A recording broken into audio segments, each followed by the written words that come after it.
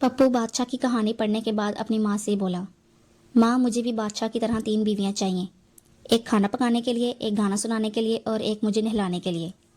ماں نے پیار سے پوچھا، پھر میں بیٹا سوئے گا کس کے پاس؟ پپو، نہیں ماں، میں آپ کے پاس سوؤں گا۔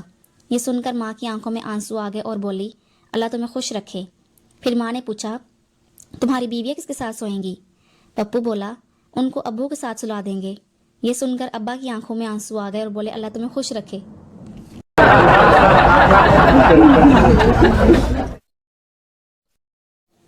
ایک سردار بھینس کو نہلا رہا تھا۔ ایک آدمی نے ٹائم پوچھا۔ سردار بھینس کی ٹانگ اٹھا کر بولا، 6:15۔ وہ آدمی حیران تھا کیونکہ ٹائم واقعی 6:15 تھا۔ دوسرے دن پھر اس نے ٹائم پوچھا۔ سردار نے پھر بھینس کی ٹانگ اٹھائی اور بولا، 4:15۔ آدمی بہت پریشان ہوا اور اس نے نیشنل جیوگرافک والے کو بلایا۔ انہوں نے بھی ٹائم پوچھا۔ سردار نے پھر وہی کیا۔ ٹیم نے سردار سے پوچھا، تم یہ کیسے کرتے ہو؟ سردار نے ان کو ساتھ بٹھایا اور بھینس کی ٹانگ اوپر کر کے کہا، او دیکھو سامنے ہوٹل دی دیوار تے گھڑی لٹکی ہوئی ہے۔